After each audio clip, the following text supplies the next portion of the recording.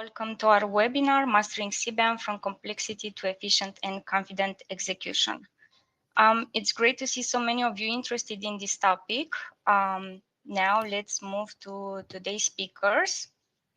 We have with us Ricardo Schlatter, who is a senior business consultant at BearingPoint and brings deep expertise in sustainable procurement and supply chain. Helge Vikrafa from our tech partner column, who will share how their digital tool simplifies data collection, reporting, and compliance. And finally, I'm Nicoleta Petrică, senior business consultant at BearingPoint. I focus on emission calculation, decarbonization strategies, and helping clients implementing the right sustainability solutions. I will be your moderator for today and one of your speakers. Before moving on to today's agenda, a few details about BearingPoint and column. Over the past decade, sustainability has become a cornerstone of BearingPoint's mission. We're proud to be B Corp certified, a distinction that reflects our deep commitment to responsible business practices.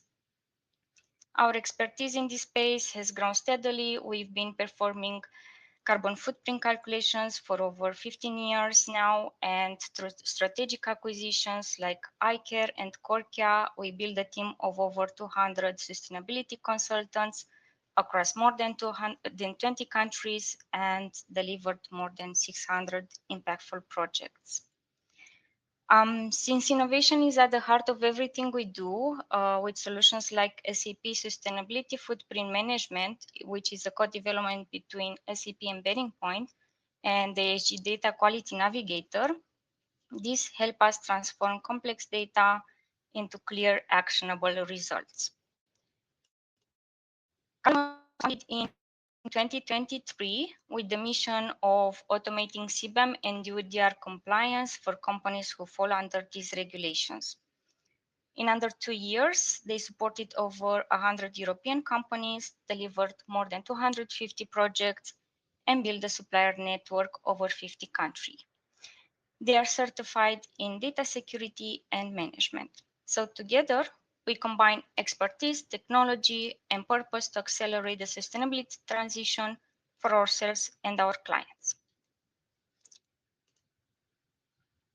In today's webinar, we will cover recent CBAM updates, followed by key CBAM challenges businesses faced during the transitional phase. Next, we will explore how column simplifies compliance, and then show how BearingPoint accelerates success with end-to-end support. Finally, we will wrap up with the Q&A session. We would love to hear your thoughts. I believe there's a poll waiting for you in the poll section. You'll need to choose one of the options provided. We encourage you to also use the chat for any questions you might have throughout the session. We'll address as many as possible during the Q&A at the end. For any questions we cannot cover live due to time constraints, we will follow up with an email after the webinar. And also before we begin, just a quick note, more CBAM focused webinars are coming soon, where we will dive deeper into the topic, so please stay tuned. Now back to Ricardo. So, hi everybody. Thank you for being here. I hope you hear me well. Let's kick this content off with a quick look at where we stand today with CBAM. In this chapter, this first chapter, we'll walk you through the latest status of the CBAM regulation and highlight the key challenges, actually, that were introduced by the Omnibus agenda and which was driven actually by the European Commission. So, as many as you probably know, CBAM officially entered into force back in October 2023. We started with a transitional phase, which now ends soon in less than 3 months. During this phase, the transitional phase, importers of certain goods had to report the embedded emissions of the goods they imported, and this is key, but they were no required to pay a financial compensation so far. And that is about to change starting January from next year, as the definitive phase begins, all the companies that are importing products and they're under the scope of regulation will need to do two extra things. One, they will have to obtain a specific authorization to import, which is done through a formal process. And second, they will have to purchase CBAM certificates to match all the reported emissions. Now, CBAM hasn't stood still, actually, and actually in response to industry feedback and also the political pressure that's also really important, the Commission proposed a set of updates back in February this year, bundled under the famous Omnibus package. You may have heard of it. These updates were improved by the European Parliament actually just recently in September, with minor little adjustments. In any case, this core regulation remains unchanged, and the definitive phase will start in January. But looking a bit further ahead in 2026, and this expansion of the product scope is possible. What that means that new goods could be added to this regulation. So what's new actually under the Omnibus revision? Let's break it down, please. The next slide. First things first. What happened with the product scope? Well, that remained unchanged. So all previously covered goods are still covered, and there were no removals. But when it comes to who is exempt in the regulation, that's changed. Now all importers, can you move one, please? Yes. All new importers bringing in less than 50 tons of CBAM goods per calendar year are excluded from the reporting. That's a big change from the previous value-based threshold that was set in 150 euros per import. However, this is important to note, for the cases of electricity and hydrogen, all imports are fully covered. So there's no exemptions for those products. Even small quantities have to be reported. Next, there's a little more flexibility also for importing. Companies that are importing can now delegate to third parties this task, as long as this third party, this declarant, has an IORI number and is registered in the EU. Previously, you could do it with customs representatives directly, but not with third parties. Now that's possible. And in addition, the authorization process also got a helpful tweak, so to say. Importers don't need to be authorized right now from the beginning of the definitive phase to start importing. They can import until March 2026 while they're in the process of being authorized for doing so.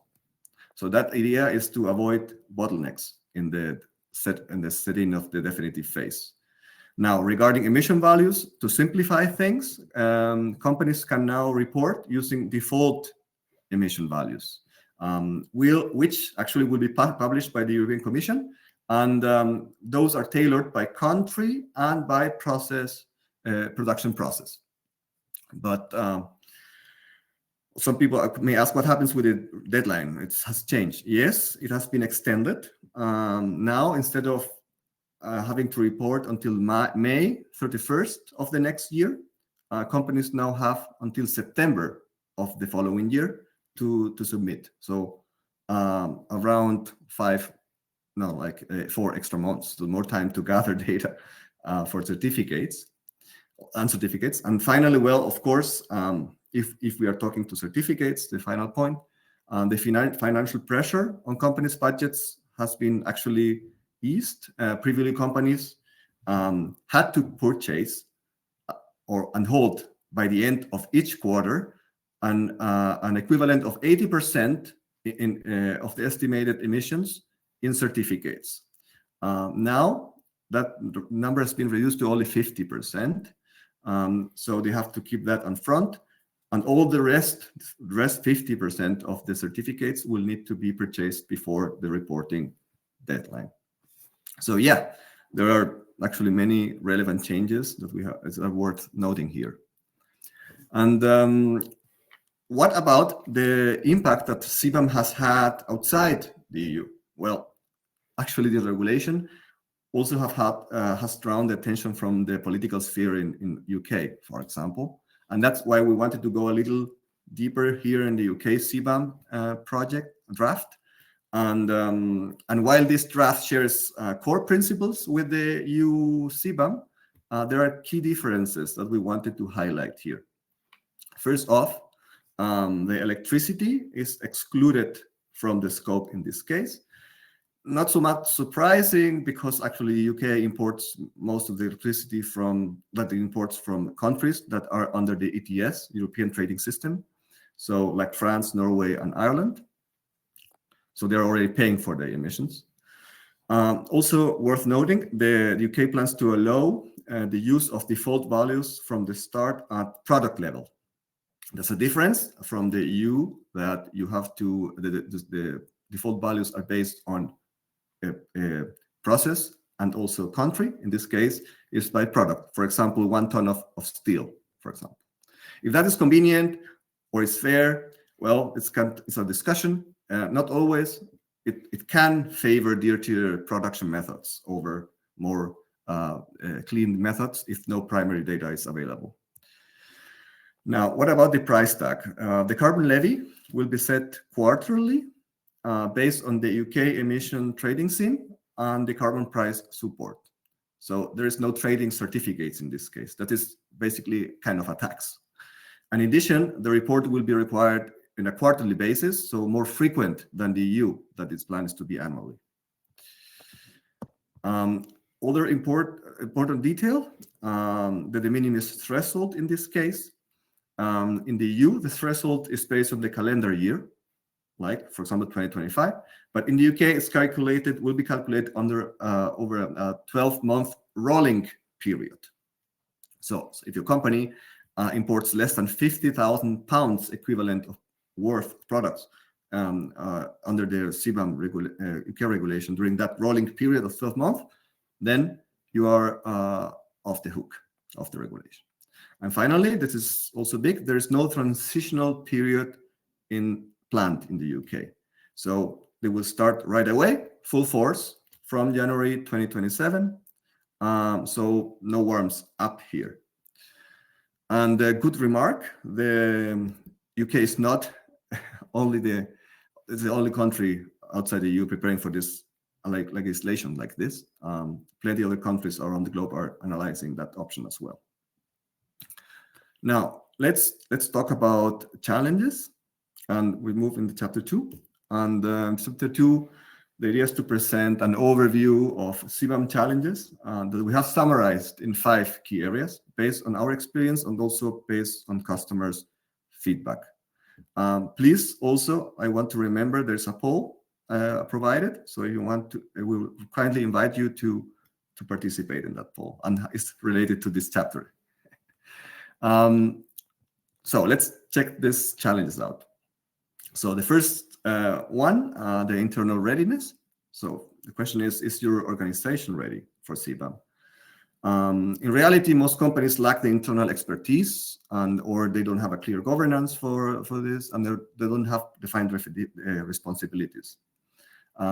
Actually, systems are not built for CBAM, and actually the data management is normally patchy. So that could lead to higher resource consumption due to slow processes and the more coordination that is actually needed. Then comes the supplier engagement, and that's a part that normally no one warned you about.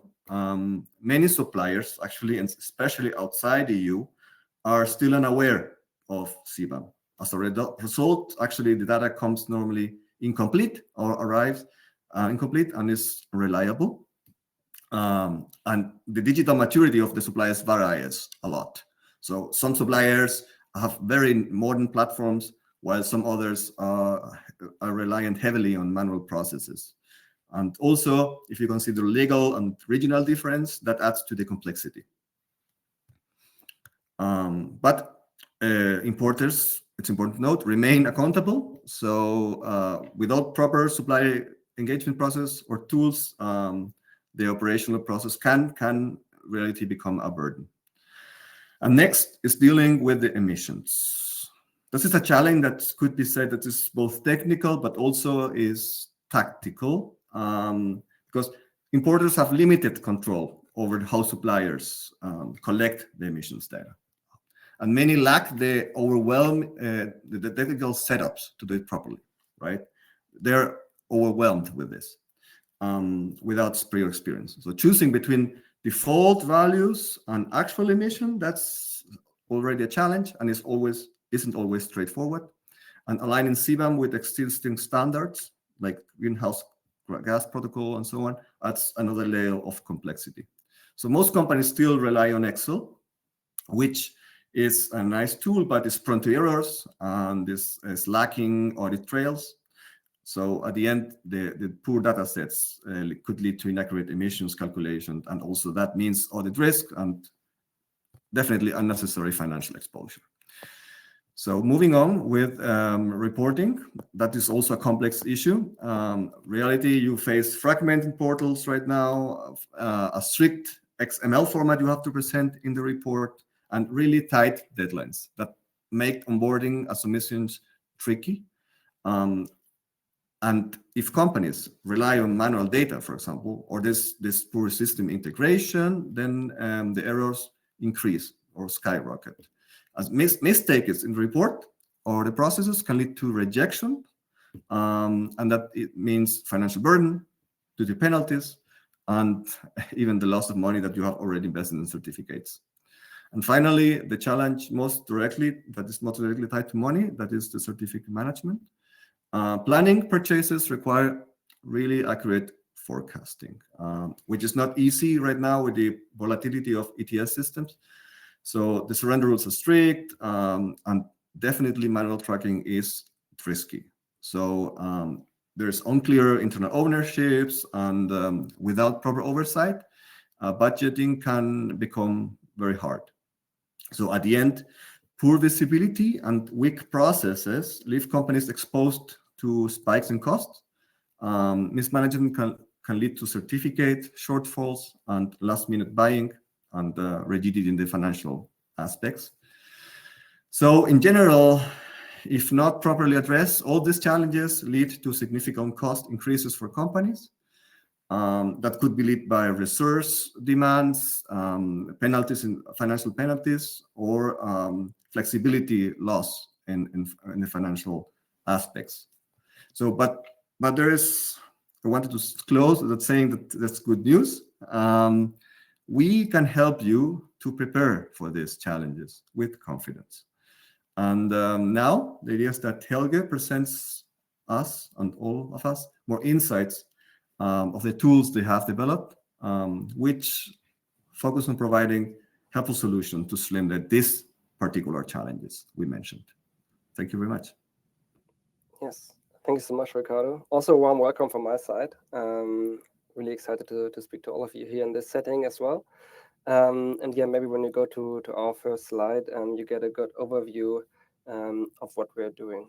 So we are a startup that focuses on sustainable trade compliance. We started with CBAM, as Nicoletta also has mentioned. We were there since January 2024 for the very first reporting period. And we built our SaaS solution platform in the end to support affected companies in streamlining their international, especially sustainable trade compliance.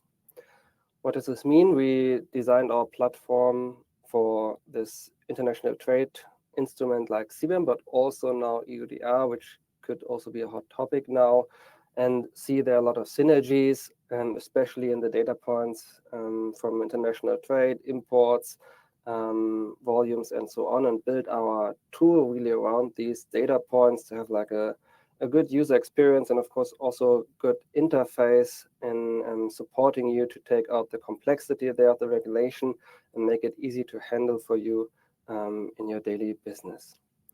We have built, of course, therefore, a holistic solution. That means we are having a European side of the tool, in which you, as an affected company by the regulation, can take care of all your obligations, gathering the data, formatting the data, of course, and also generating the report and submitting it in the end. But we also have on the other side a supplier portal where your suppliers can log themselves in and manage their side of CBAM, support you here in this process, so everyone has in the end a good result.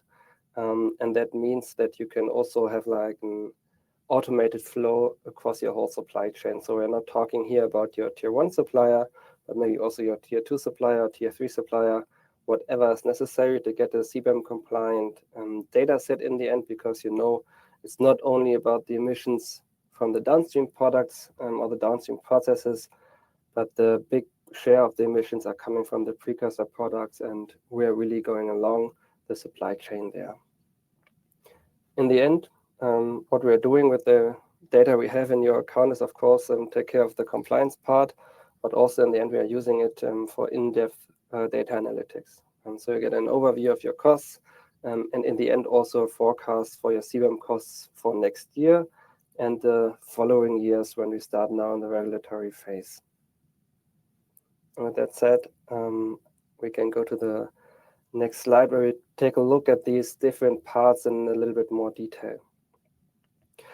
So we collected the 4 parts or the 4 key features, especially inputted here in these groups. So we're talking about supplier data collection, the emission data management, of course, in the end, the workflow orchestration, and lastly, the reporting and dashboards that are important now for companies affected.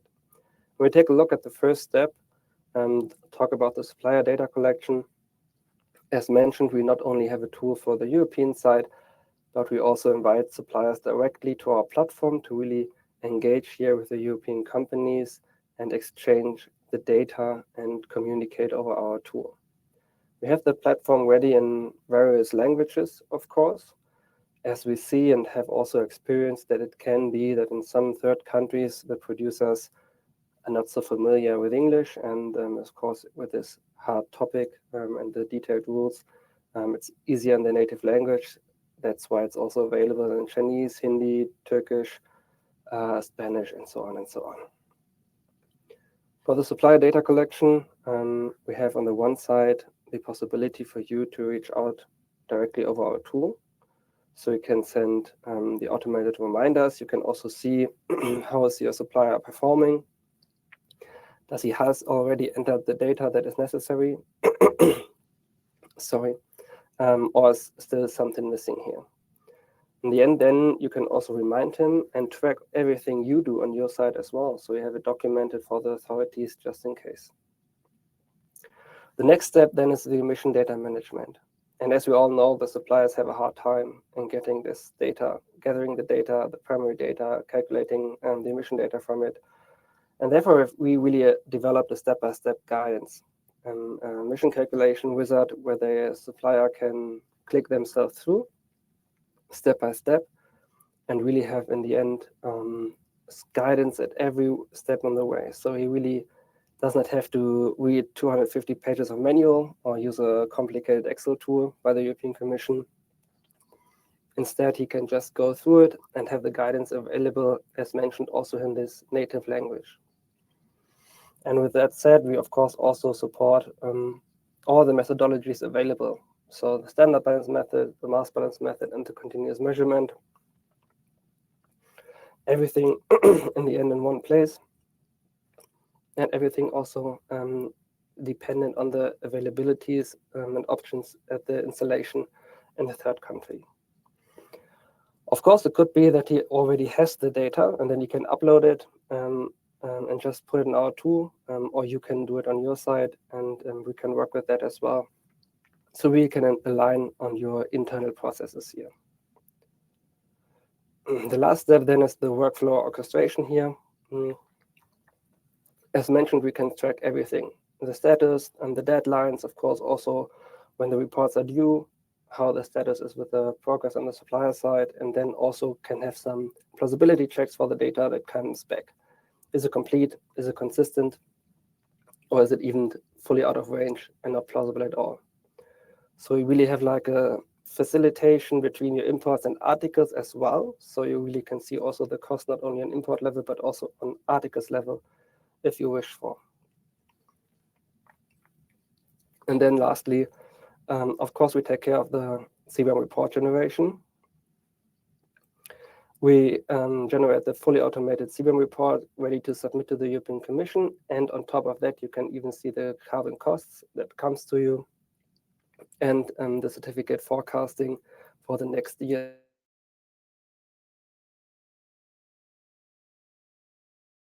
Sorry. Especially important is that you can see also different scenarios in your certificate management and can then see which kind of strategy is maybe the fitting for you. With all these tools, we are able to save a lot of time and efficiency. You have like a full data set. It's not fragmented. You have it all in one place, end to end in one platform, and can really take care of all these fragmentations that can happen along the way. You have compliance assurance and accuracy in your data set. You have it ready for audit users, maybe from a competent authority that wants to take a look and really can see everything you do or everything you have done and can assure also your compliance in that way. You get the insights of your supply chain, especially regarding the emission data from your suppliers, the country of origins, wherever it comes from. Also, if you have traders in your supply chain or even multiple tiers. And lastly, we enable you to turn CBAM into an advantage, to really take the strategic value here in your hands and optimize your costs and improve your situation in the competition, also in the European market.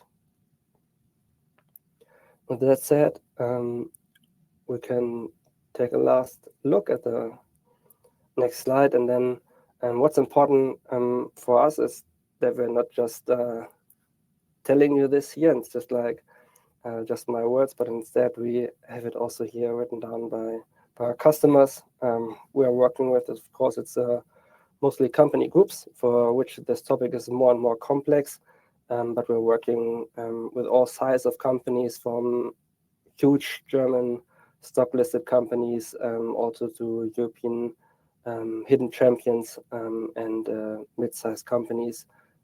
The solution fits for everyone, and yeah, we're more than happy to collaborate here. And with that said, back to you. Thank you, Helge. Yes, so as you've noticed, CBAM compliance isn't just about meeting regulations, it's also about building resilience and efficiency into your operations. As Ricardo highlighted the key challenges, let's now explore how BearingPoint helps you to overcome those by focusing on the 5 pillars that matter most: internal readiness, supplier engagement, accurate emissions, documentation and reporting, and certificate management. If we look now on the first column, of course, the foundation of CBAM success is being prepared. It's important to start by mapping your existing processes and data flows against CBAM requirements across procurement, finance, IT, sustainability. Based on our experience, identifying gaps early, setting up governance structures, aligning roles and responsibilities helps embed CBAM into your daily operations. This builds agility, reduces surprises, and also enable faster, smarter decision making. Now, looking onto the second column, supplier engagement, we noticed that for many companies, the biggest hurdles arise when it comes to contacting their supplier network and obtaining accurate emission data. It's important here to onboard suppliers efficiently, provide clear guidance, and use digital tools to streamline data collection. Based on our practices, assessing data quality early and implementing escalation protocols ensures issues are resolved quickly. Validation processes build trust and also strengthen supplier relationships across value chains. If we look now into the third column, emission calculation. So accurate emissions is at the core of CBAM. We can help you here define system boundaries for your affected products and select appropriate calculation methodologies. Establishing validation checks and audit trails ensures data integrity. Based on our experience, aligning emissions data with cost implications and business goals makes data not only compliant, but also decision ready. If we look now into the fourth column, documentation and reporting, we noticed it can be a major drain on resources if it's not managed proactively. So here we can help you establish KPIs and dashboards that provide real-time visibility into your CBAM status. We noticed that also training and simulation exercises help teams understand expectations and deliver confidently on the European Commission registry. We feel that this approach ensures audit readiness and reduces last-minute pressure. And lastly, if we look on the fifth column, certificate management, for this area, it's important to develop ahead of time a certificate strategy that aligns not only with EU ETS trends, but also with your internal forecasting. And automating compliance processes wherever possible minimizes manual effort and also supports strategic decision making. Therefore, maintaining audit-ready records simplifies responses to either regulatory inquiries and internal reviews.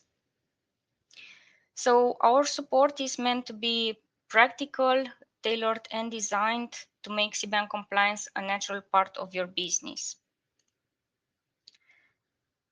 Together, BearingPoint and Kolum deliver an end-to-end CBAM solution that blends strategic expertise with smart automation. So we want to bring here the best of both worlds, right? BearingPoint's advisory and governance experience and Kolum's powerful digital platform for data management and reporting. And now let's see what do you gain as benefits working with us. So first off, you get compliant fast without the headache of complex or complicated IT setups. Here, BearingPoint brings a proven methodology, and Kolum's tool is intuitive and ready to go. You're up and running quickly with minimal disruption. Then there is risk and cost reduction. You'll be able to spot data gaps early, validate quality, and stay ahead of regulatory changes.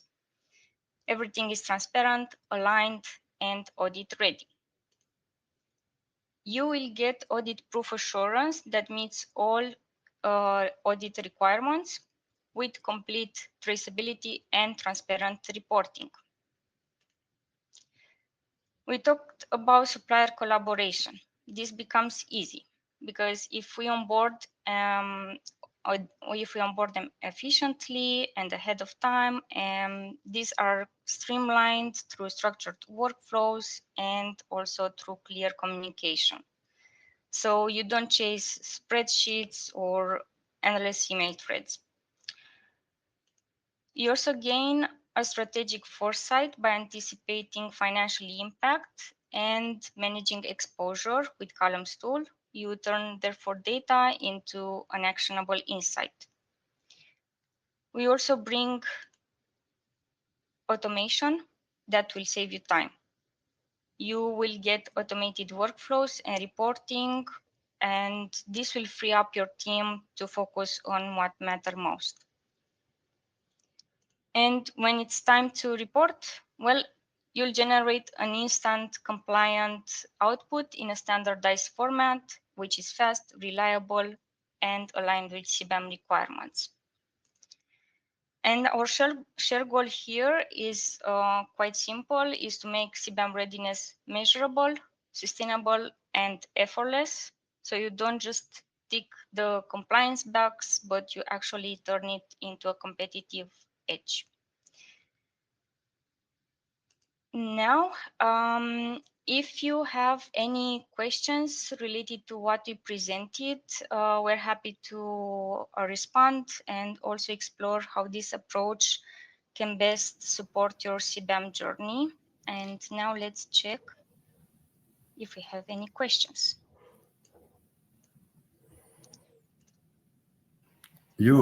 So thank you for attending for now.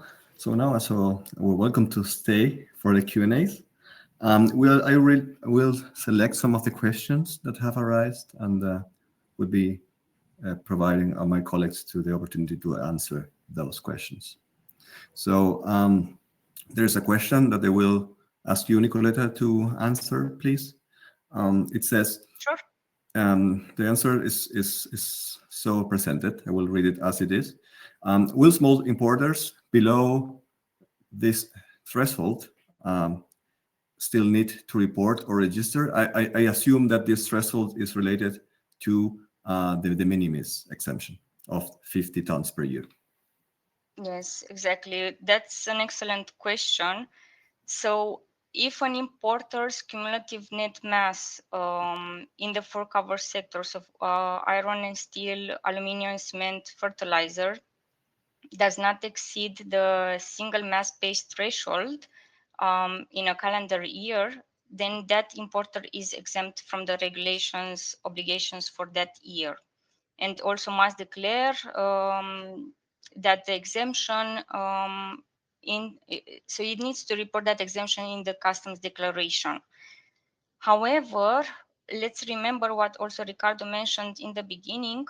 The exemption does not apply to electricity or hydrogen, even for importers under this threshold. They still need to report on it. Yeah. Okay, thank you very much. So there's also a question, and this is directed definitely for Helge, for kolum, and it asks, how does kolum integrate with existing data systems? For example, ERP, emissions databases, or supply chain platforms? And what data imports or APIs are supported? Yes, I mean, we are in the end, every data point we have in the tool is capable of an API integration, so we can pull or push every data point in and or out our tool. It's always, of course, dependent on the system landscape of our customers. There we always take a look. Of course, it's totally possible with all the big ERP solutions and other also custom solution maybe someone has inside already. So there we are totally flexible in the end. Okay, thank you very much, Helge, for the answer. The next question I have here says, how will the simplification package affect the authorized declarant process and importers established outside the EU? So I will answer to that. Basically, right now, everyone that is exporting products from abroad and trying to import into the EU, that has importing quantity over this threshold that we mentioned, has to declare, has to do all the responsibilities that other importers have inside the EU. But it has, as it's not registered and it's not a declarant from the EU, this responsibility falls for the customs representative they have. So they have to be taken into account. They have to have good negotiation conditions with them, but basically the customs importer representative will be the responsible actor here.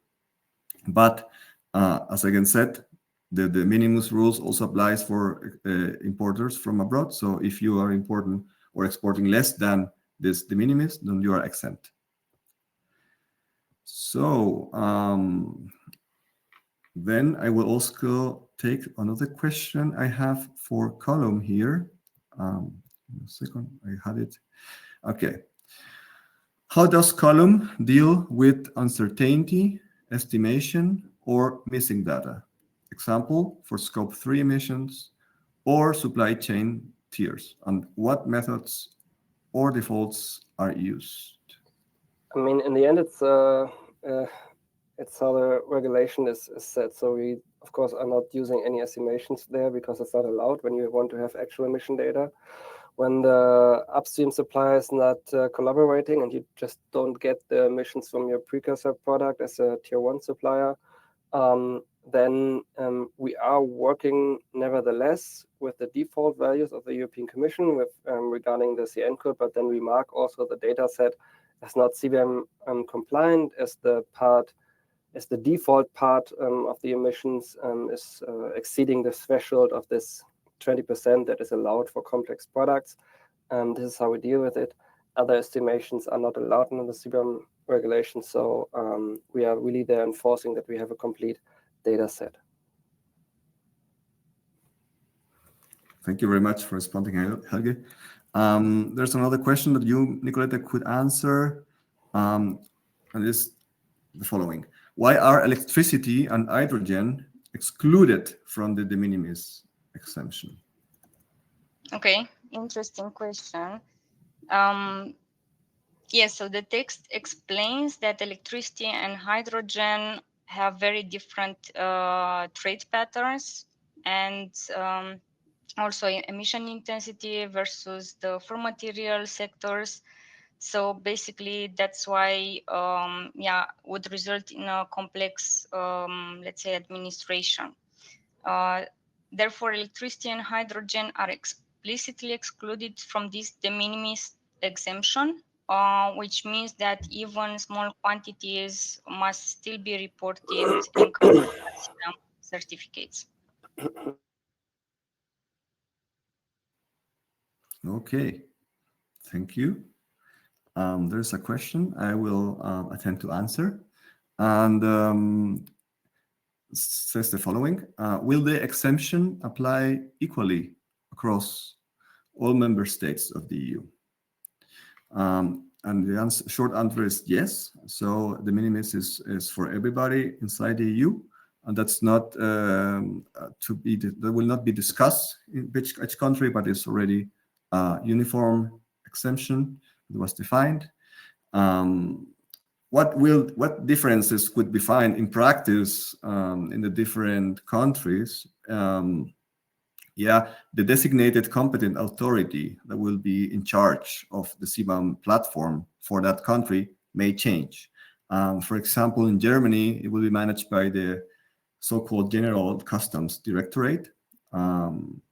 So basically, what all countries will have in common is the authorization registry. It will be common for everybody, where the submission reports will happen and the certificates need to be surrendered.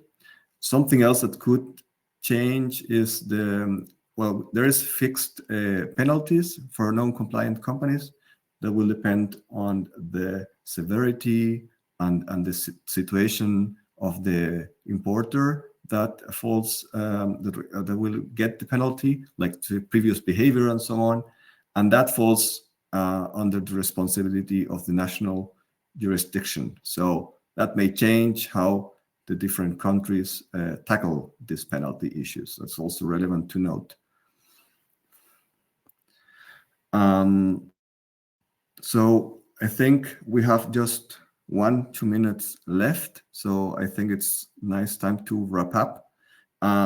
We'll not be able to answer all the questions we have received today, but we'll definitely focus on answer those after the webinar. So please don't get disappointed. We will come to you later. And some people have asked if the slides will be available after the presentation. And the answer is yes, they will be shared with you. I don't know if you, Nicoletta, wants to add something. Yes, both the recording and the slides will be available to you, so don't worry about that. In case you have other questions related to the CBAM topic, please don't hesitate to contact us. We will be available to you, and thank you for joining.